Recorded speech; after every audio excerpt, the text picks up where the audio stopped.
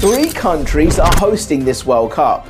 But before it began, almost nobody seriously imagined the trophy staying with any of them. Canada were outsiders, Mexico were respected for their history and home support, but not considered strong enough to survive the elite. And whenever people discussed a host capable of making a deep run, the conversation usually centered on Christian Pulisic, Mauricio Pochettino, and the United States, and the number reflected that mood.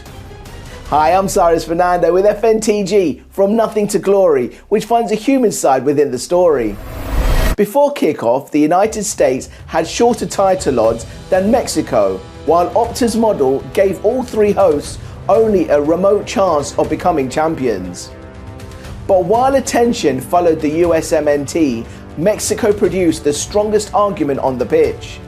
4 matches, 4 victories, 8 goals scored and 0 conceded.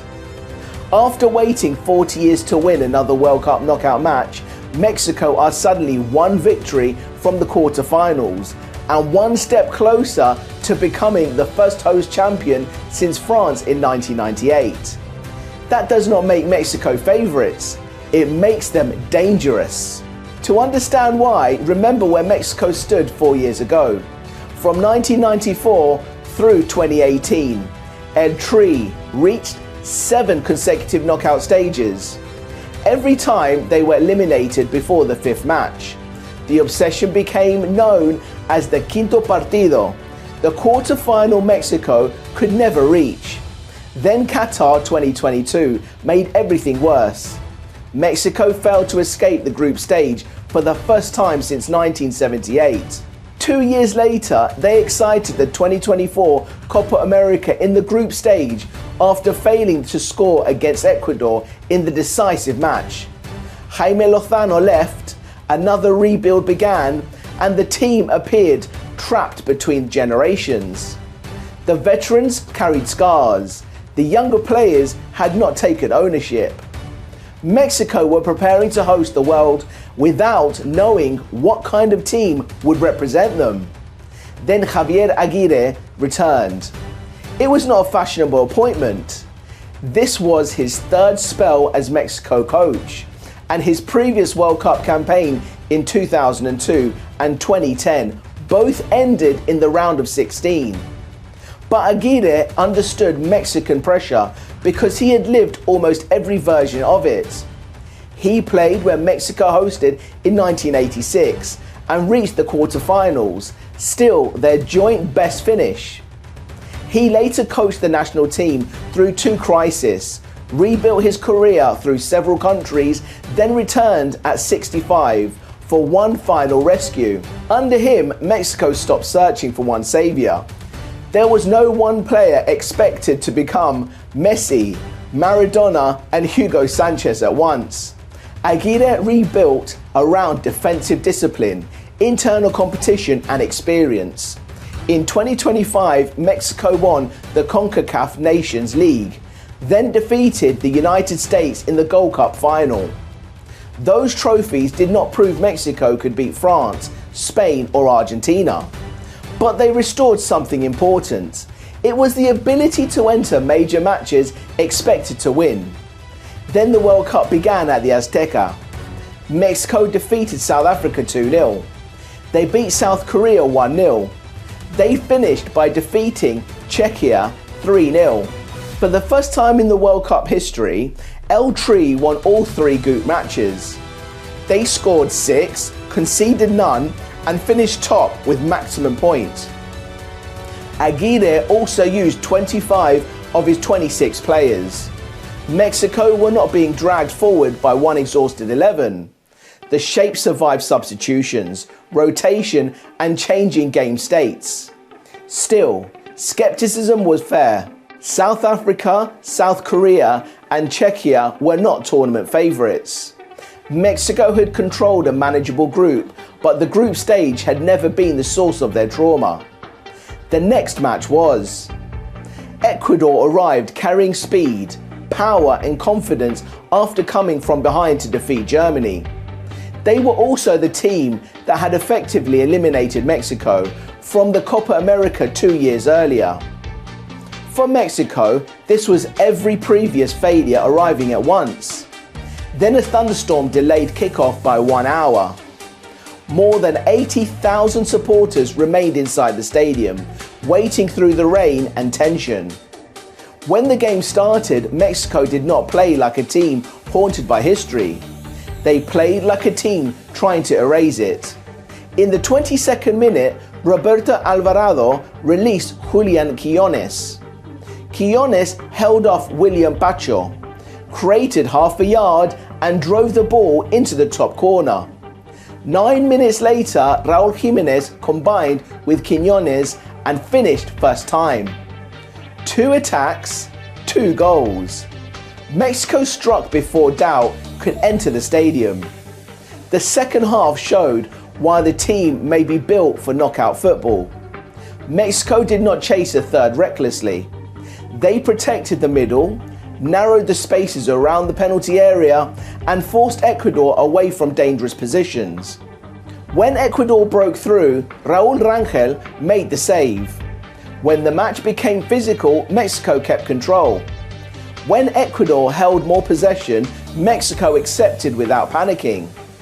The final whistle confirmed a 2-0 victory. For the first time since defeating Bulgaria in 1986, Mexico had won a World Cup knockout match. 40 years of frustration disappeared in one night. And the players who delivered it represent the very different versions of Mexico. Raúl Jiménez is a survivor. In 2020, a collision while playing with Wolverhampton Wanderers fractured his skull and required emergency surgery. There were serious questions about whether he would play again. Now, at 35, he has scored at a home World Cup and helped end the knockout drought that followed Mexico for 4 decades. Julián Quiñones represents another journey. He was born in Colombia, moved to Mexico as a teenager, and developed inside Liga MX. He eventually chose to represent the country where he built his career. Against Ecuador, he scored the opener, helped create the second, and provided the direct running Mexico had lacked for years. Then there is Gilberto Mora. At 17, Mora became the youngest player to start a World Cup knockout match since Pelé. He played without inherited fear. He wanted the ball, resisted pressure, and left the pitch to a standing ovation. That mixture matters. Mexico have veterans who remember every failure, a naturalized forward who earned acceptance, and young players too fearless to respect old curses. Tactically, they possess qualities that become more valuable when tournaments tighten. Aguirre's side protects central areas, fight for second balls, and attack quickly after turnovers. Edson Alvarez gives the midfield authority. Johan Vázquez and Cesar Montes defend the box. Jiménez drops away from the centre-backs, while Quiñones attacks the space he leaves. Mexico do not need to dominate every match. They need the score close, the block organised, and the crowd involved. That is why dismissing them would be a mistake. Mexico are not more talented than the leading favourites. 4 clean sheets do not guarantee a 5th, and a home support cannot stop an elite striker by itself. They face England in the round of 16, again at the Azteca. As England advanced, Mexico will finally meet the opponent critics say they avoided. Deeper, more expensive, and filled with players accustomed to elite European football. But England would also enter Mexico City, again an unbeaten host. At altitude, inside a stadium where every tackle and counter-attack can become an act of national belief. The pressure would not belong only to Mexico, because if Mexico win, they will reach the quarterfinals for only the 3rd time. The previous 2 occasions came in 1970 and 1986. Both happened at home. Before the tournament, the United States were widely treated as the most capable of threatening the favourites. That belief was understandable. The USMNT had Pulisic, a strong European-based core, and an elite coach in Pochettino. But Mexico had something less fashionable and perhaps more useful. They had a system shaped by failure, a coach who understood how pressure becomes fear, and a country ready to make the Azteca the tournament's most uncomfortable stadium. Mexico have not become favourites. They have become the host nobody wants to face.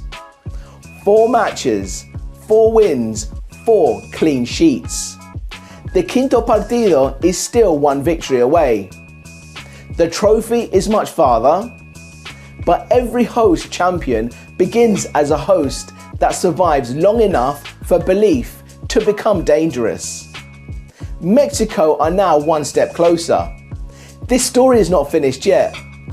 If you're planning the World Cup 2026, grab the free Smart Fan Toolkit in the description box below. It can save you time, money and unnecessary headaches before match day. And if you want to understand how smaller teams can prevent leaking goals without losing their counter-attacking threat, FTG Intel has a full tactical breakdown. Click it on your screen right now. So who is the Julián Quiñones of your country? The player who arrived from somewhere else, earned the shirt and became one of your own? Tell us below. I'm sorry, it's Fernando. This is FNTG, from Nothing to Glory, and I'll see you soon.